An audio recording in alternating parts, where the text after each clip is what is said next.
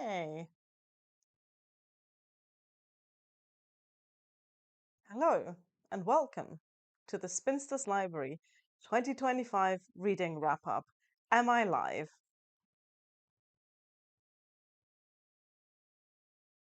Am I live? I really don't know. Hello and welcome to Spinster's Library. I'm Claudia and this is my 2025 reading wrap up, which, for a change, we're doing live. It looks like I am live, so hello to those of you who are already watching. Does this tell me? It doesn't tell me. Well, anyway, I'm sure you've shown up in the thousands to watch me talk about the books that I've read this year. Let's just wait for people to show up. In the meantime, maybe you can tell me in the chat what you've been reading this year. What was your favorite read of the year? Which book disappointed you? Because let me tell you, we're going to go into all of that. You might have noticed that the shelf behind me is uncharacteristically empty. I cleared it all in order to create a little ranking, because what I've done is I've got the books that I've read here on the table in front of me. Ugh. Not just these five, there's more. And then I can sort of put them in order of which ones I like the most and which ones I like the least. We'll see if that works. For some books, I don't have paper copies, so I ended up printing off little book covers to use in place of those. And hopefully, that way we can get through all of the books that I read in 2025. If you are familiar with this channel, you'll know it's not going to be that many. I am sadly not one of those booktubers who gets through hundreds of books in a year. In fact, this year I finished 16 books, which I'm happy about. It's not, tons, but it is some books. It's enough books to hopefully fill this live stream. For most of these books, I've already done book review videos that are on my channel. If you want more coherent, cohesive, well edited, well scripted, hopefully, thoughts on those books, then I urge you to check out my book reviews playlist on my channel, and you can look at the reviews for that. I'll mention when I talk about a book if I've done a review of that book or not. And if I've done a review, then honestly, that review is probably going to be a lot better than me rambling live about that book. I'm really selling this live stream, aren't I? So, people are chatting already. That's good. Pokrash Roy says, I finished only one book this year, Stroke of Death by Shampa Roy, which was fun. I have not heard of that book or that author. I'm assuming this is a contemporary book. But I'm glad that the only book you read this year was fun, because imagine if you'd read something really horrible. That wouldn't be great, would it? Bibler3265 says Georgette Hare. Yes, I missed reading Georgette Hare this year. I read her last year. Actually, did I read Georgette Hare this year and forget to put it on the list? Let me just quickly check, because that would also be bad. When was the last time I ever read Georgette Hare?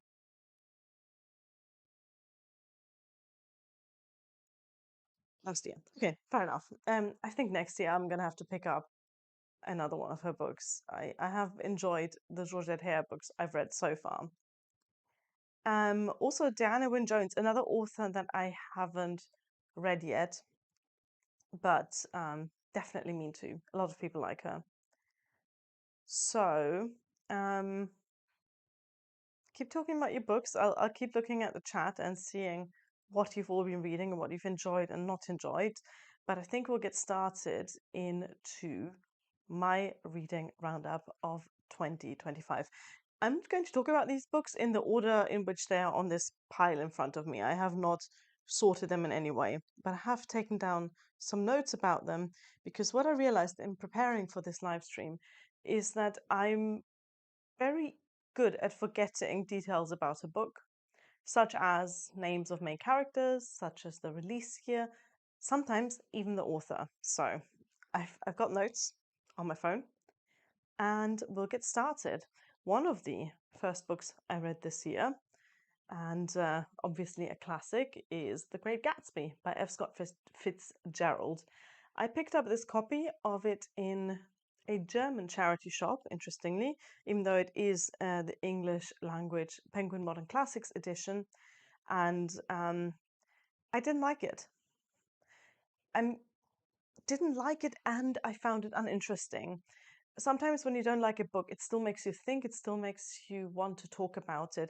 For this, I genuinely struggle to find enough things to say about it to fill a review video. And if you look at that review video and you look into the comment section, you can tell that that's not a popular opinion. I just could not get on with it. I did not like it, even though on paper it has a lot of the elements that I like about classics. It's about rich people fucking up their lives. Oh, language warning, I guess. Another warning, I'm going to try and not spoiler these books. So, this is hopefully a video that you can watch, even if you haven't read the books that I'm talking about. But yeah, I could not get on with this. I found it boring, and that's kind of the worst thing that a book can be, because if it's so bad it's good, then at least I can enjoy hating it. We all do it. We hate read, we hate watch. I couldn't even hate read this because it was so dull. So I'm already fed up of talking about this, and I'm going to put it on the shelf all the way to the left because there aren't going to be many books that are worse than that.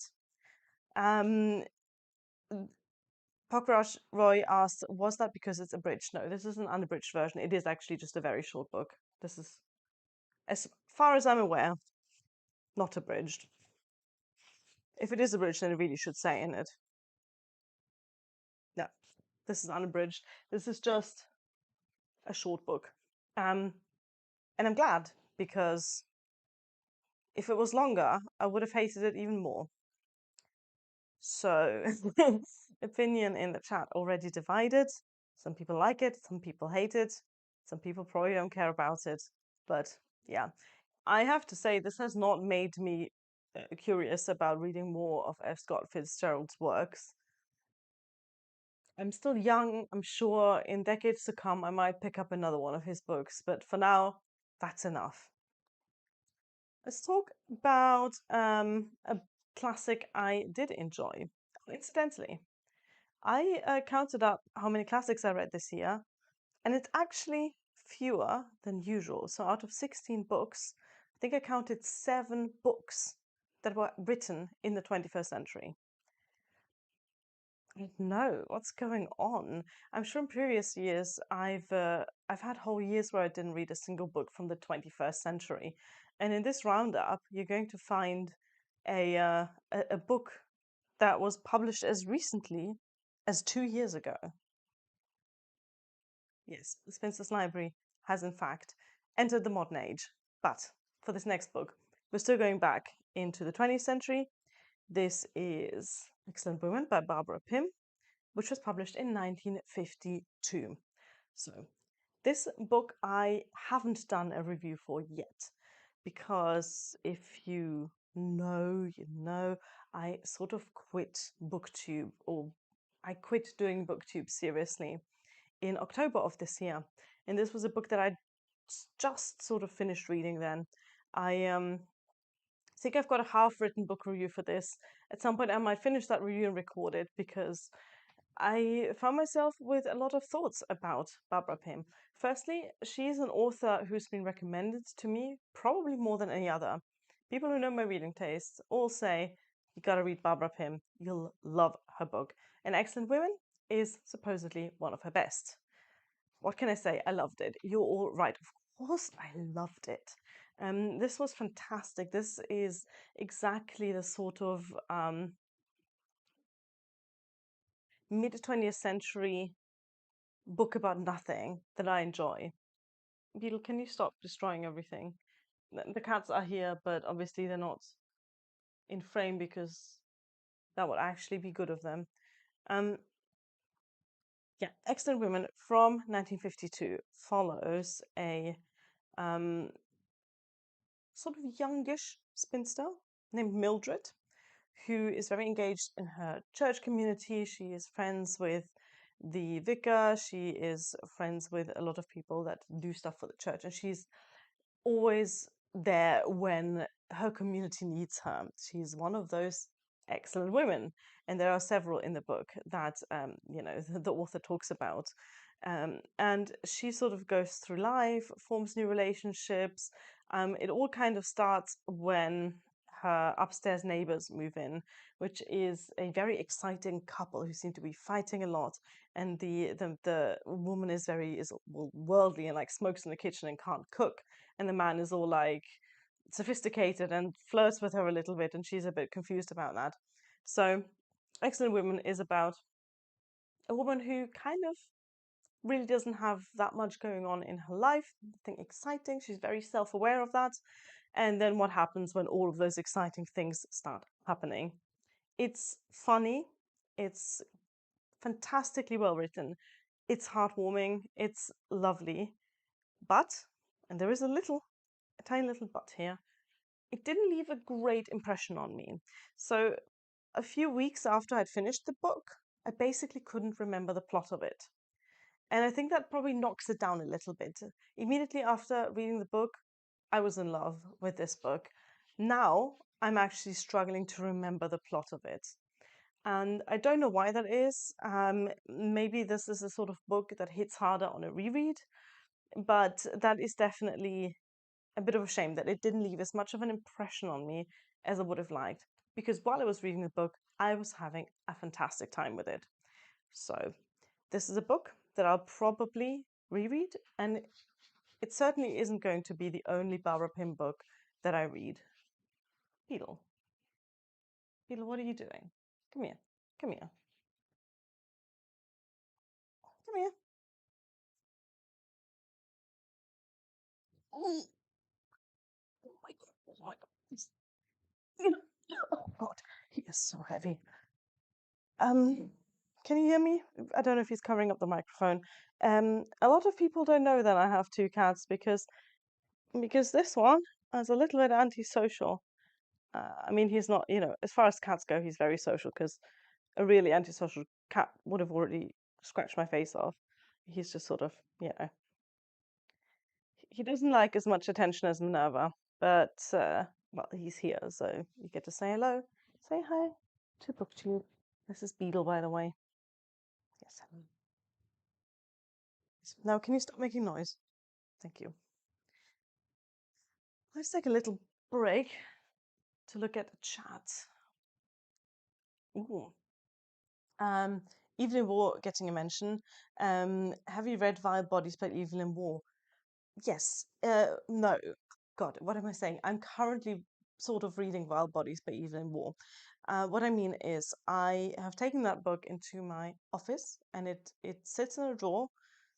And occasionally, in my lunch break, I will read a bit of Vile Bodies by Evelyn Waugh. The reason I'm not making great progress is that I've just started a new job. So this is a new office, and so my lunch breaks are more social than they were in previous jobs. Especially in my previous job, I could just sort of say, "Okay, guys, I'm on my lunch break. Let me read." Can't really do that with my current job, and that's fine. I like my colleagues a lot more, but in order to actually make progress with Wild Bodies, I'll probably have to take it home and read it at home because I don't think I don't think it's doing great as an office book at the moment.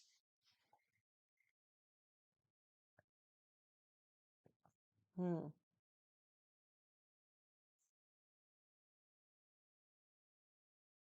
Let's see. Yeah, the question of Barbara Pym and adaptations is interesting. I've noticed that there is a lot of untapped mid 20th century literature that would make for fantastic adaptations. I'm thinking of Barbara Pym, but I'm also thinking of Georgette Hare, and I'm thinking of um, the Mitford Sisters. Although there was a really interesting, not amazing, but quite good adaptation of The Pursuit of Love by Nancy Mitford a few years ago. I enjoyed that one. That was for television. But I think there is a lot of that um, type of literature, mid 20th century, um, female authors mostly, that is untapped for adaptations. And I hope that filmmakers discover it at some point. So let's continue. You know what, let's take a jump into the 21st century and talk about Pride by Evie Savoy. I'm just looking up when that was published. That was published in 2018. And this is probably one of the best known young adult adaptations, no, young adult retellings of a Jane Austen novel. There are a lot of them, and I have made it a bit of a project for this year, and this is going to continue into next year, to read a lot more of these young adult retellings of Jane Austen novels. This is one that gets recommended left, right, and center. It is a modern day adaptation of Pride and Prejudice, obviously, set in New York City. And I liked it. I really liked it. I have done a full review of this book, so I'm not going to spend too much time on it now. Do check out my book review for Pride by Evie Savoy, in which I talk about the way that it has been transferred into the modern age. One interesting aspect, one new theme that I liked that this book introduced that wasn't in the original, in Jane Austen's Pride and Prejudice, is that of gentrification. I think it fits so perfectly into that story.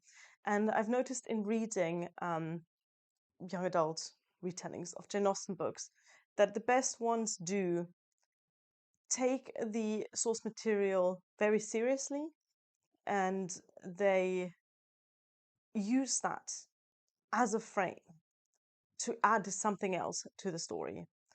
It has to be done well. It has to be done by a competent author. And unfortunately, I've read a lot of young adult retellings of Jane Austen novels that try that and fail.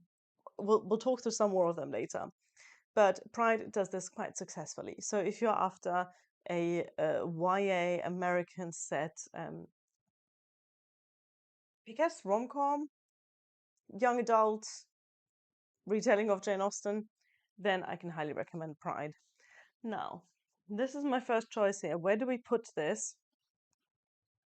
On the shelf. Did I enjoy Pride more or less than Excellent Women?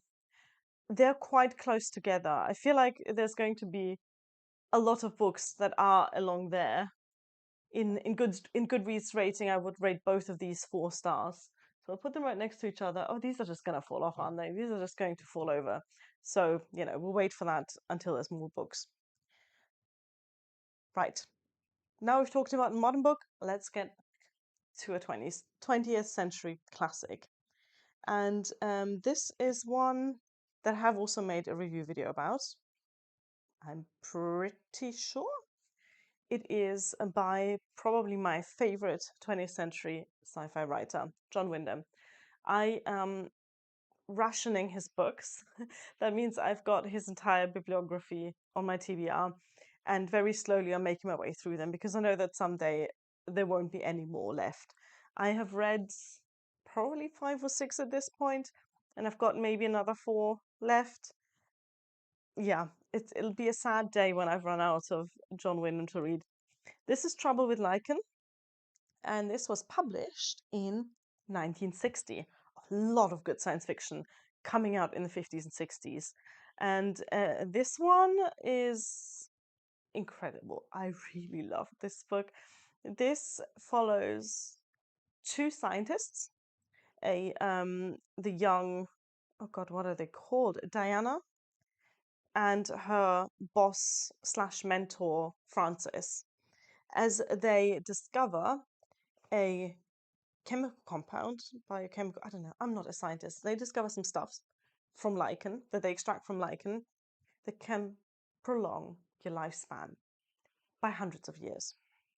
Or more scientifically, it slows down aging. So the book follows both of them as they try and handle that discovery in their very unique ways. And the fact that one of them is a young woman and one of them is a middle-aged man really plays into that. It's an interesting thought experiment. It's tries to discuss how such a discovery might be used for various purposes by a rich middle-aged man with a family versus a young woman with a lot to prove. It's fantastic. I always enjoyed how John Wyndham writes women, and this book is no exception. Now, bear in mind, this was written in 1960. We're not going to get we're not going to get a book that perfectly matches our modern idea of feminism or even our modern idea of men writing great female characters. No, actually, you know what? Scrap that. John Wyndham does it. He writes great female characters, and Diana Brackley is one of those characters. I love when he makes women protagonists as well and has them, be their own very flawed selves in a mid 20th century sci-fi setting. For this one, please do go and watch my review video. I will go quite in depth about that. I finished this book and I had so much to say about it, half of which has already escaped my mind. But I will continue to read John Wyndham books and I will continue to review them because he is just such a fantastic writer. If you're after some mid-century science fiction that is maybe not what you expect, then do check out John Wyndham. Obviously, his novel The Day with the Triffids is probably the most well-known one. The Chrysalids also excellent, but very different, set in the far future. And Midwich Cuckoos, which was adapted into help me out. I can't remember what the film is called. Is it The Village of the Damned? I don't know. But there's so much more to his work, and this is one that's maybe flies a bit under the radar. Definitely a book I would love to see a modern adaptation do. And the thing is, you could even have the modern adaptation set in the 21st century and it wouldn't detract from the story. It's not timeless by any means. Science fiction is never timeless. It is always a product of its time. But I would love to see an adaptation of this. Although, that being said, I think I would still prefer to see an adaptation of this actually set in the 50s or 60s. This goes all the way to the right, because out of all the books that I've talked about already, this is the one I like the most. How are we going to do this? Okay, I'm going to take this vase down here and just lean the books against it. Ta-da! Yay, we've done it. Where do we go next? Let's pick up possibly the worst book I read this year. This is another young adult retelling of a Jane Austen novel. It's called Seeking Mansfield by Kate Watson. This was published in, let's look it up, 2017. God, this was bad. Oh, this gives young adult writers a bad name. I cannot think of a good thing to say about this adaptation of Mansfield Park. And there is always the possibility that I'm biased because Mansfield Park is also my least favorite Jane Austen book. But I went into this genuinely hoping for something great. Because while Mansfield Park is my least favorite Jane Austen book, it is also the one that I think would be best suited for a modern YA retelling. There is so much in the book that's again, not timeless because the book is never really timeless, but that is so well transferable to the modern age that I'm angry at Kate Watson for fucking it up so badly. Oh God, where do I start? You again can go and check out my review video for this book, in which I even quote from it. It has nothing to recommend it, really. It's got bad characters, flat characters, a very preachy tone that, while reading the book, made me realize this is probably a Mormon author, and I turned out to be right. It has no plot, And the plot that it has is badly written. Like, it's not even good prose. I don't mind plotless books if they're badly written, but this is not it. And it left me disappointed because I was hoping for more. I was really hoping that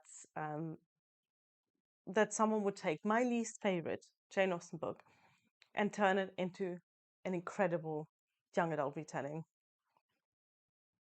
Well, I'm still looking out. If you have any recommendations specifically for young adult modern retellings of Mansfield Park, then do drop them in the chat or in the comments, because this is not it. This goes all the way over here. By far my least favorite book of the year so far. All right, now, do we fancy another classic or are we sticking with modern?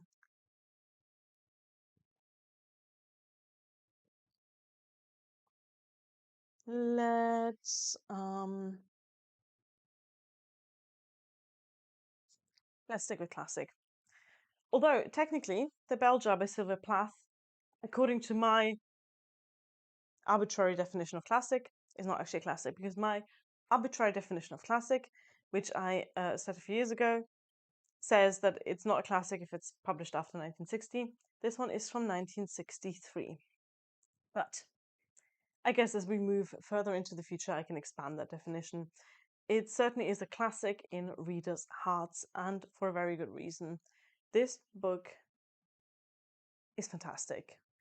It's Sylvia Plath's only novel, and it's so far the only first book of Sylvia Plath that I've read. I know she wrote poetry. I have historically had difficulties getting into poetry, especially English language poetry. This is amazing. This is often described as a semi-autobiographical novel. I went into it not knowing much about the author's life. I did read the sort of forward or whatever.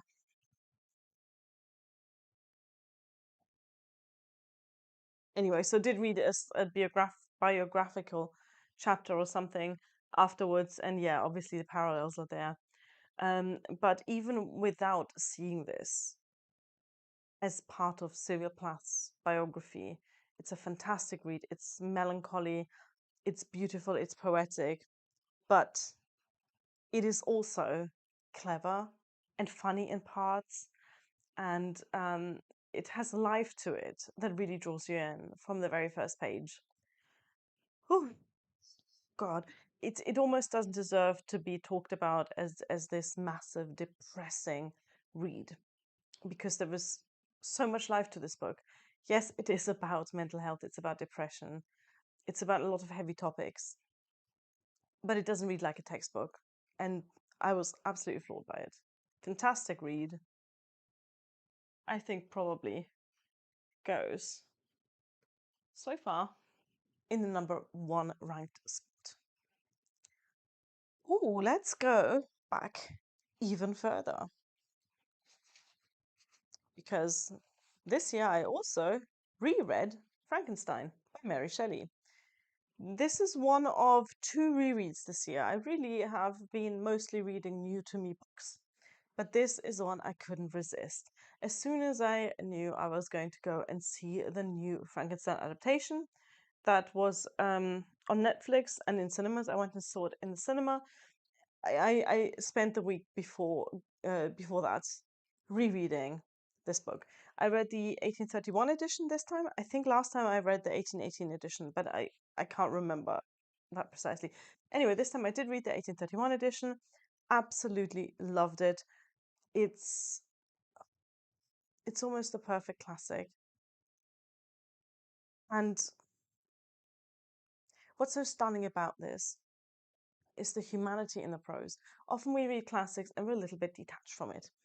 And we get that with a lot of classics authors, even classics authors I like. Like, I love Jane Austen, you know this, I adore Jane Austen, but she does not make me cry like Mary Shelley does. The rawness of this book just hits me with every read. And this is one that if you don't know the book, if you only know Frankenstein from adaptations, including the most recent one, you don't know what the book is about, because the heart of the story, the humanity of the characters, is, I think, probably impossible to adapt into any other medium other than the written word. You have to actually be there, read the words, let them go directly from the author's pen into your brain and just feel them. Oh, God, this is so good. I recommend this for people who want to get into classics, who have not gotten into classics, who are maybe a little bit afraid of classics. But there is a caveat. Frankenstein starts slowly. It doesn't throw you right into the action. And the beginning of it, the framing device, is a bit confusing and is a bit, yeah, whatever. On a reread, I enjoyed it because I could see how themes from that framing device were then later picked up in the main story. I think it's clever. I think it sets the tone. But if you're a new classics reader and you're giving Frankenstein a go, please do not be put off by those first few chapters. I promise you, your heart will get broken just a few pages further. Fantastic. Like mm, I cannot talk about this enough. Um, I want to put this even ahead of the Bell Jar. It's such a good. Oh my God, it's such a good book. The film, on the other hand, was a disappointment, but I made a video about that as well, so you can check that out. I did a whole lengthy, in-depth review of the new Frankenstein movie and why it did not um, meet my expectations. Very disappointing. All right, let's jump into another book that I'm not going to spend too much time on because I have reviewed this on my channel. This, if you can't tell, is yet another modern YA retelling of a Jane Austen book. This is Emmett by Elsie Rosen, which is obviously an adaptation of Emma by Jane Austen. This was published in 2023. This is one of the newest books I've read this year. It's not the only Emma retelling that I've read. In fact, you know what, why don't we talk about these two together?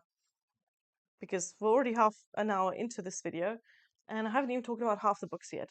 So, Emmett by Elsie Rosen and Fresh by Margot Wood from 2021.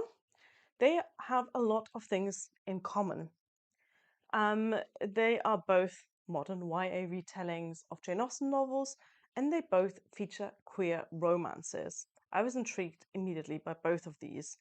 They are both American as well, and though Fresh is set at a university, while Emmett is set in a high school. So, in Fresh, we follow the main character, Elliot, who's just starting university, and she is a very she has main character syndrome, okay, just like Emma.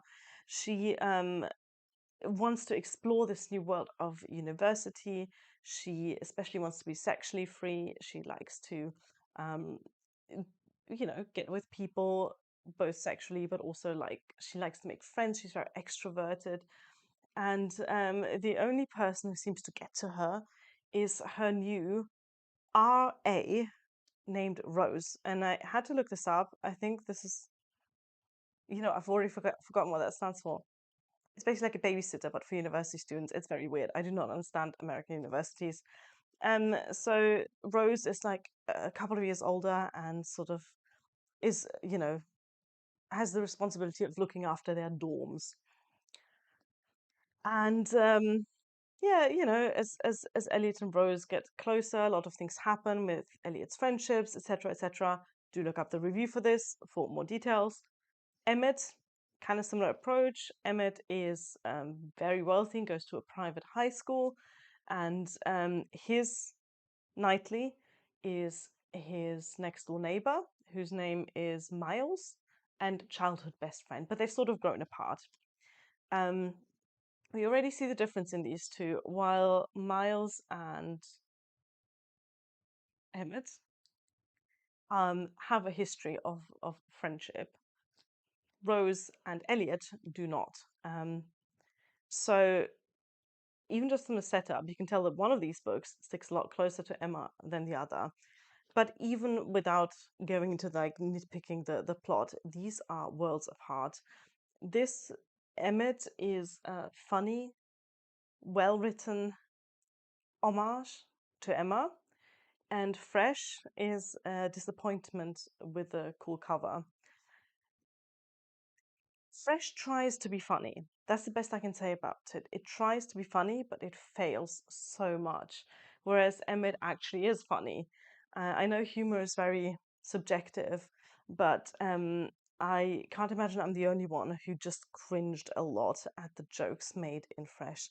What really annoyed me about Fresh is that it tried to be modern and progressive and sexually liberated. I mean, even on the cover, it says fun and funny, sexy and sex positive, and yet the author writes like she's writing for 12-year-olds.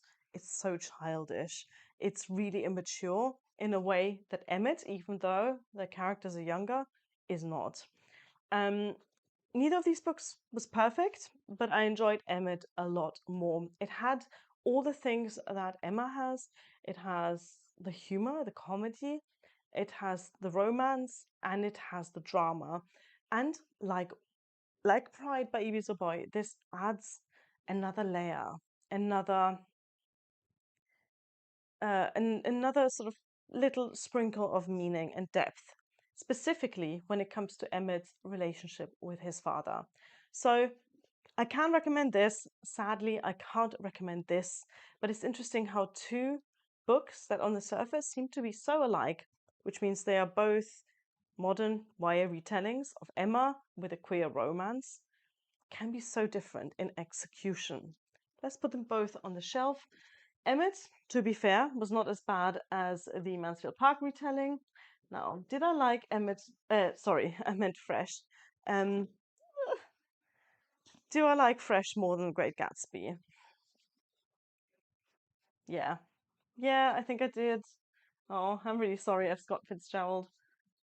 Right. It's just falling apart. I thought this was going to be this really cute idea of doing like a tier ranking, but like, oh, a ranking, but like in paper. Where do we put Emmett? I definitely liked Emmett. Oh, I think I liked Emmett more than Pride. Um, but probably still less than Barbara Pym.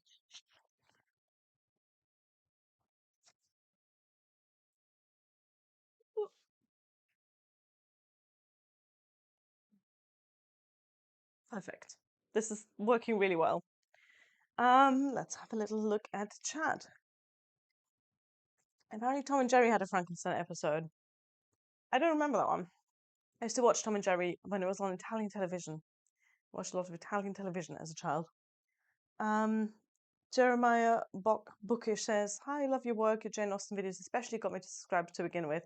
Thank you. I always enjoy making videos about Jane Austen, and Jane Austen July this year was a highlight, absolute highlight of my reading year, which is why you'll find so many Jane Austen retellings in this wrap up. Um, I'm hoping that for next Jane Austen July, I can do some more content again. Next year generally is going to be very pared back because I have a new job. I've got a long commute to my work, and I'm also away more than I usually am next year. But I'm still hoping for Jane Austen July to pull out all the stops and get some good videos on this channel. I already have ideas, of course. You know what? Let's continue with the Jane Austen July related reading.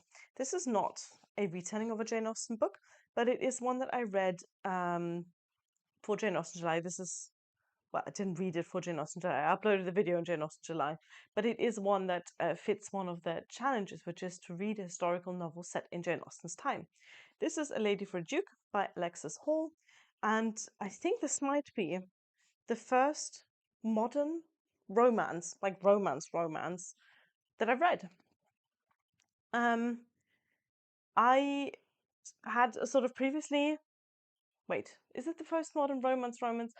No, it's probably the first modern Regency romance that I've read. This came out in definitely this century. Uh,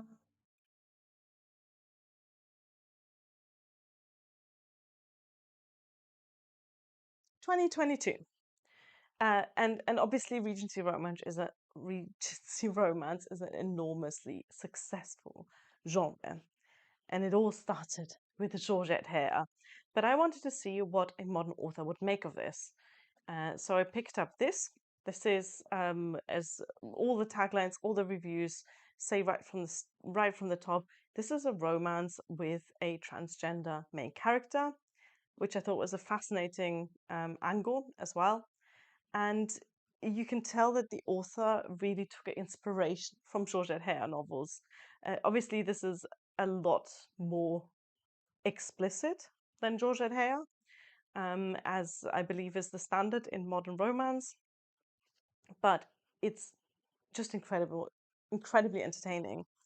Um, Alexis Hall has a really easy way of writing humor, right? So you'd expect a book with that tagline to be kind of depressing and deep and philosophical, and it is all of these things, but it's all wrapped up in a levity that I love in Georgette Hare, and really that I love in Jane Austen as well.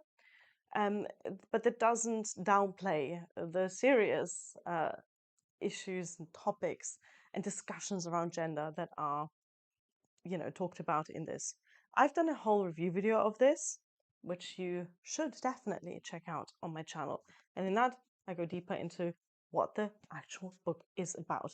Because me, on the surface, it sounds very traditional. It's a lady who is not by herself wealthy because she's a lady. So she's a sort of paid companion for her sister-in-law or cousin-in-law, I can't remember. And she meets up with a duke who she was childhood friends with. A romance ensues. It's really good. I really enjoyed this, and I'm going to explore more of Alexis Hall's books, though to be honest, I haven't really looked up what else they've written.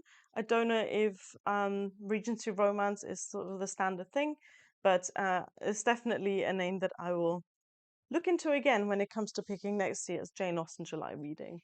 Now, where do we put this in the ranking? I did think I enjoyed this more than Emmett. Ooh, did I enjoy it more than Excellent Women? No, I think it goes here. This is just not going to work, is it? Alright, we'll just leave it like that for now.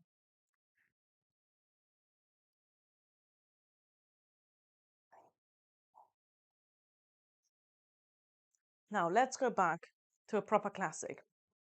And this time I'm curious, chat, if you've heard about this book, if you've even read this book.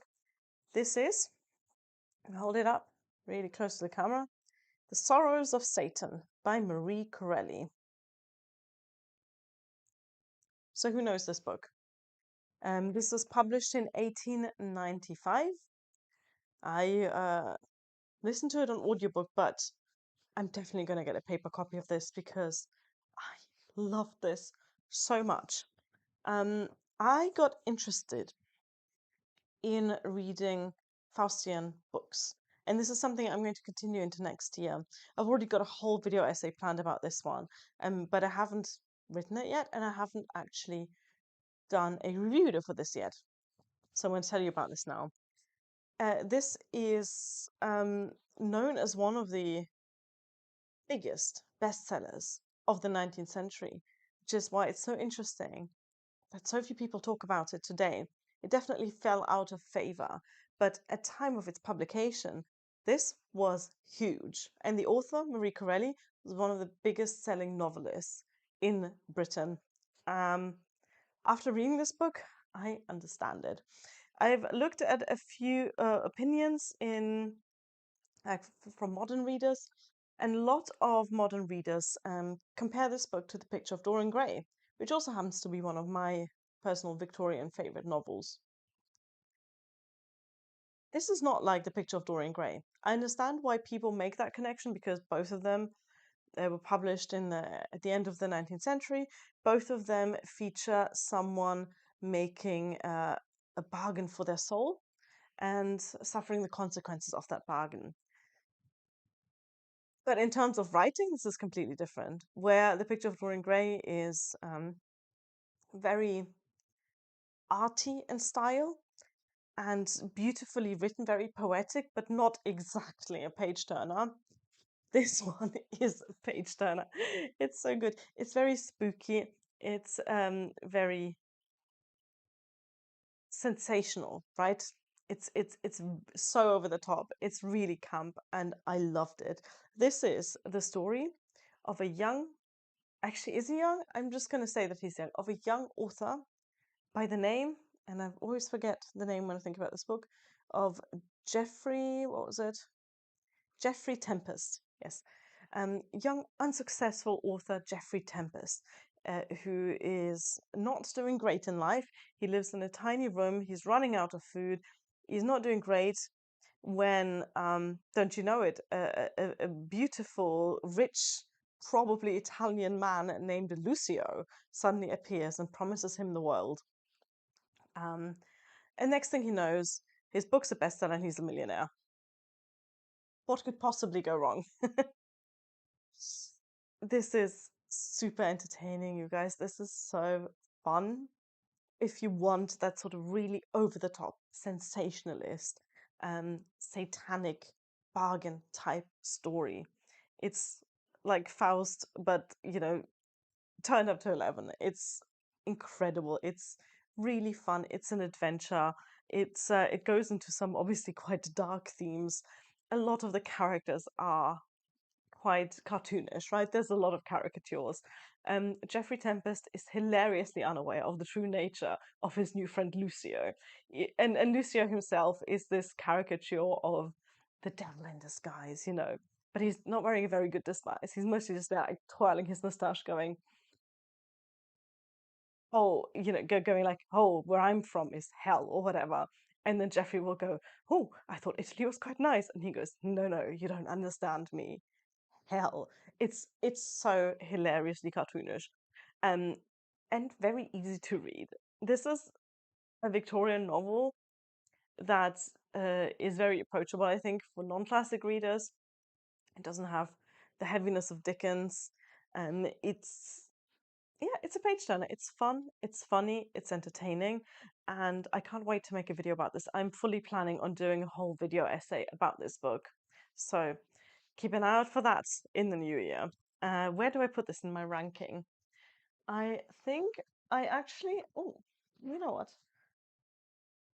I actually like this more than Barbara Pym. Let's put it here.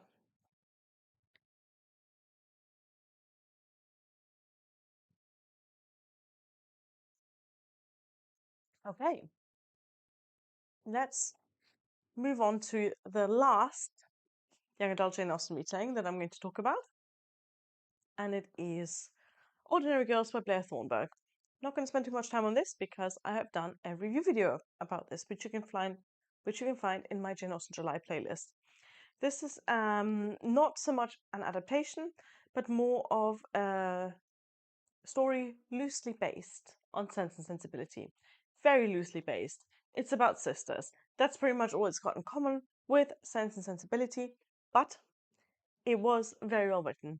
It's a gorgeous, not highly original YA book by any means, but it's really well written with good characters. Not a lot happens in it, but the prose is actually stunning, and it gives you that nostalgia for a time where I guess the biggest challenges in lives were dealing with your big sister and trying to find your place in the world. Yeah, I like this. It's not incredible, but it was definitely one of the better Jane Austen July reads for me. So I'm going to put this above Fresh, but below Pride. All the Jane Austen retellings hanging out together. Now, since we're on the topic, I also reread Emma for Jane Austen July this year.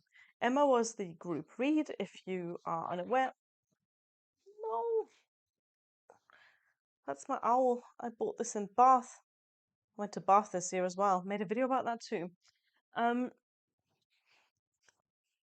I reread Emma because that was the group read for Jane Austen July this year.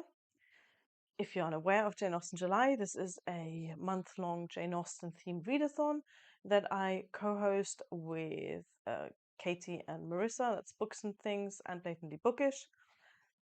I think if you're watching this, you probably know what Jane Austen July is. It's the one time of the year where I really come alive.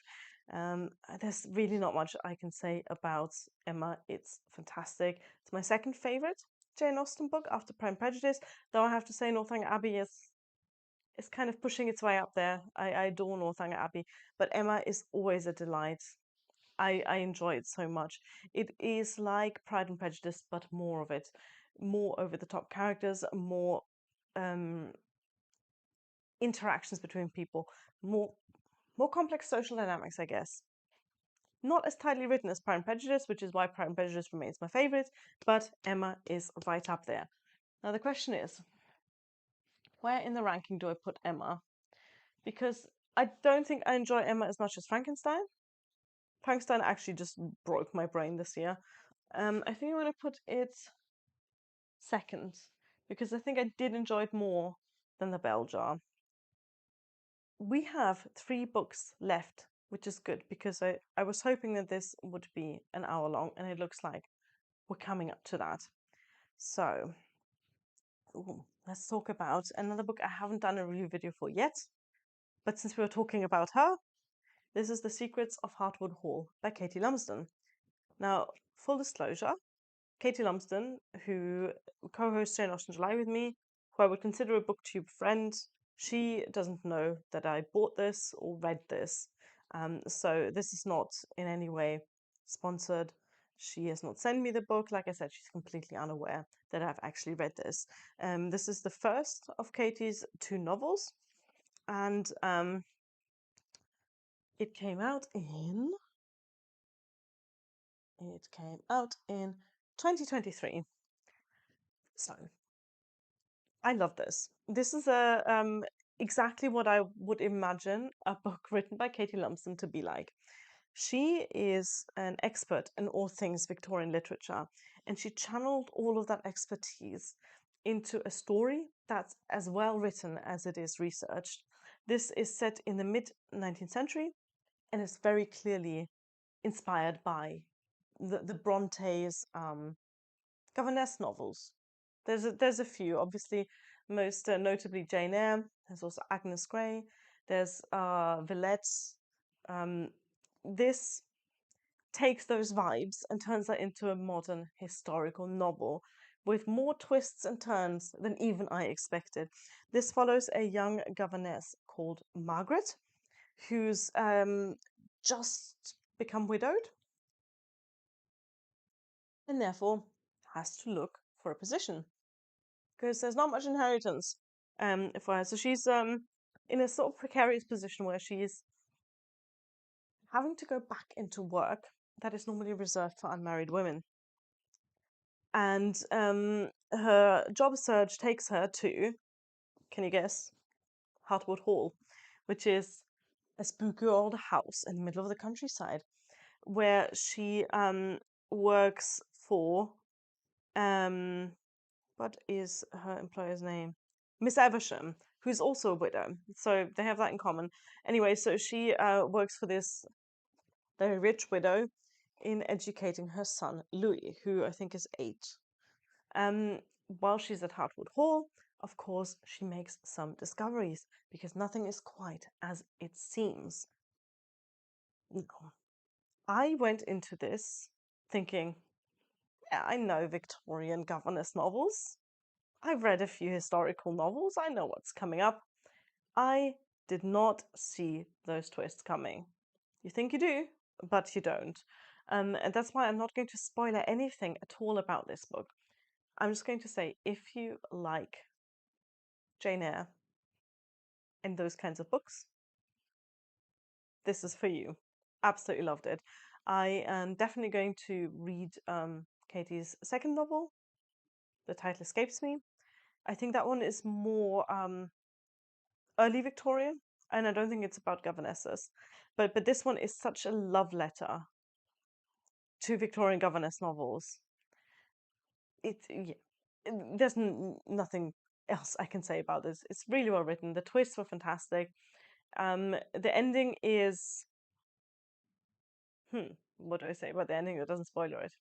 Different from what I would have imagined, but perfect. I really need to review this book so I can talk about it in a more spoilery way because this was very ominous. So, where do we put that one? I think I probably enjoyed this. Yeah, I think I probably enjoyed this slightly more than Excellent Women by Barbara Pym. Let's put it there. Okay, you stay still. We only have two more books to go. Oh yes, thank you Nancy Stevens for writing the title of Katie Lumsden's second book. It is The Trouble with Miss Montgomery Hurst. Probably gonna end up on my TBR for next year. We have two more books to go, both of them classics. So, because even though I read a lot of modern books, the classics still make up the majority. Which one do we start with?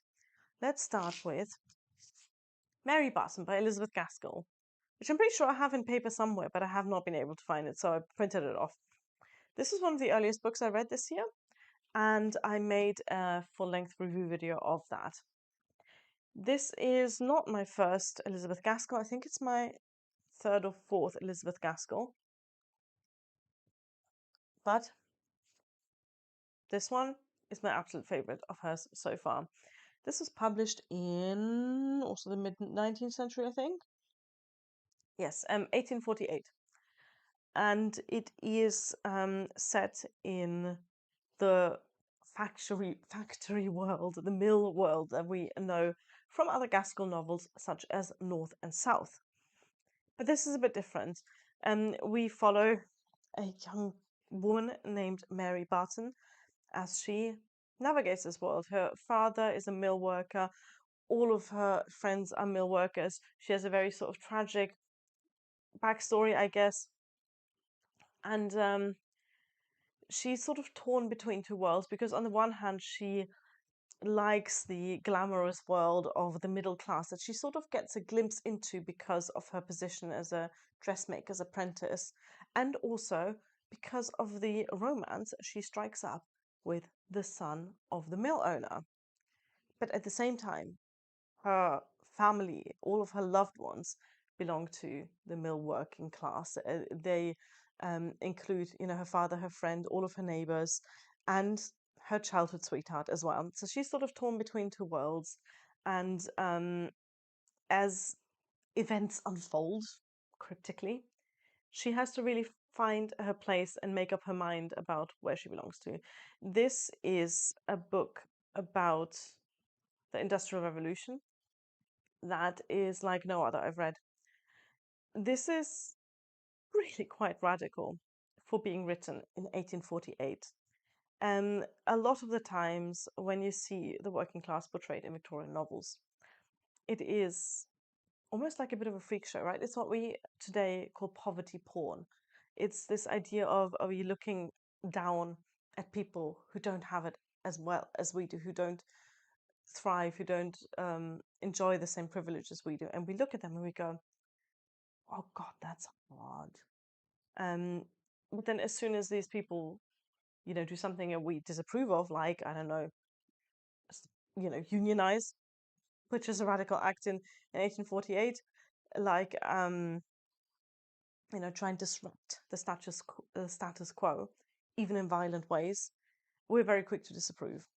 And Elizabeth Gaskell really takes these working class characters and sees them as people and understands their motivations in a way that I'm surprised to see by such a proper middle class author like Elizabeth Gaskell. I think it really shows her skill and it's the reason why I think she's better than Dickens. Honestly, all of the praise and glory that Dickens has in our modern pop culture belongs to Elizabeth Gaskell. If you like Dickens, read this. It's fantastic. Also, watch my full-length review video of that, in which I go into more details about the plot. Absolutely love this. Oh, this is definitely up there. Did I like it more than Frankenstein? No. Oh, I think this goes. I think this takes the third place, though. I really think this is an incredible book. Absolutely blew me away. My favorite Elizabeth Gaskell so far. Um, that leaves us with one more book, and then we're done. And that book is another one that I read for Jane Austen July because it was written by a contemporary of Jane Austen. This is Ivanhoe by Sir Walter Scott. I'd previously made an attempt at reading Walter Scott and given up very quickly. I read a few chapters of The Heart of Midlothian and could not get into it at all. So I was a little hesitant to get into this. And then it also turned out the edition that I have, which I bought in a charity shop because that's where I get all my books. Anyway, this is basically like written like the Bible. This is tiny, tiny pages on very flimsy paper with basically no margins. So I listened to this in audiobook. This is purely decorative. I bought this, I looked at it, I went, hell no, and I got the audiobook. And that turned out to be the right choice. This is a book that I think works best when someone reads it to you. It is a adventure story of the old school kind, right? I mean, it is old school. This is from 1820, if I'm not mistaken. 18. Where is it? By the time I found this in my list, you'll probably have looked this up. 1820. Um, and this is like trope-tastic, but in the best way. And what you need to remember, obviously, as you read this, is that a lot of the tropes that we see in Ivanhoe were started by Ivanhoe. They weren't tropes when Ivanhoe was written. There's so many amazing scenes that have since become culturally significant, right? Like the Knight's Tourney, or a sort of secret mission, a rescue mission. There's all of these character archetypes, some of which definitely did not stand the test of time, namely all the Jewish characters in the book. It's not exactly a feminist utopia either, because the two women that are named are very much caricatures. But all the characters are caricatures, right? I can't even blame this book for writing two-dimensional female characters, because all the characters are two-dimensional in their own way. They all fill a niche. This feels like a book that should have been a play. Characters come onto the stage, and even the way that it's narrated is very theatrical. At several points, the narrator, even sort of sets the scene. So you get the setting of like a castle room, a throne room, and then the author describes who is sitting in that throne room, what they're all wearing, and then who comes onto the scene. So it's very visual, it's very theatrical. And this all makes it sound like I hated this book, but I actually really enjoyed it. I was surprised and charmed by it, and I had no problem getting through the nearly 600 pages of it because of just how visual it was, because of how fun it was to see those tropes happen in real time, to see those character archetypes do exactly what you expect them to do, and to watch the whole story play out. Um, I haven't done a review video about this. I don't know if I will, because it's been a while now since I read it. I read it in July. But I'm definitely going to explore more of Walter Scott's writing. He has fully redeemed himself in my ignorant eyes, and I might even give The Heart of Midlothian another go. I think there's a certain mindset that you need to approach Walter Scott with. If you're expecting something like Jane Austen, you're going to get it. You're not going to get this very well crafted novelistic type story. This really does feel more like I'm reading a play. But for what it's worth, really good fun. I enjoyed it much more than I hoped. Where do we put this? That being said, that being said, it still goes here, just because I read a lot of fantastic books this year. In fact, really, this should be split into two parts, like that. Let's put this candle here to separate them out. These three books are the ones that I didn't like, right? If I think about which books I didn't enjoy this year, it is Seeking Mansfield by Kate Watson, The Great Gatsby by Scott Fitzgerald, and Fresh by Margaret Wood. All of the others I really enjoyed. I would reread these. I thought they're good books, and I'm quite pleased with myself about that ratio, because it's easy to be negative about the books you read, and it does well on BookTube. Let's be honest. I know if I hate read more, I will make more popular videos. But the fact that I read 16 books and the vast majority of them were enjoyable, I think probably makes up for for the lackluster viewing numbers on review videos. Overall, I had a great reading year. I didn't stress myself about reading. I enjoyed the reading that I did, and I had a great time with books. It was fantastic. For next year, honestly, I just want to keep going like that. I'm going to be doing a lot fewer videos because of life. And the videos that I will be doing will mostly not be review videos. I'm going to be sticking with the type of video that I enjoy making more, and that is the video essay, the discussion video, maybe the occasional silly video about book covers. As far as reading goes, I want to explore more new to me authors. There's still a lot of classics authors that I haven't read yet, and I want to keep exploring new genres.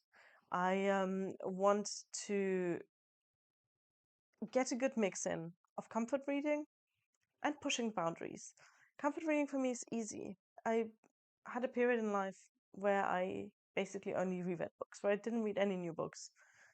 I'm out of that now, but I still really like going back to familiar authors, like John Wyndham, right? So I know that if I need comfort read, I can pick up a John Wyndham book and it'll be exactly what I want. And sometimes you need that. Sometimes you need the comforting reads. But what I'm after is a good balance of new books by familiar authors, new books by new authors, and rereads.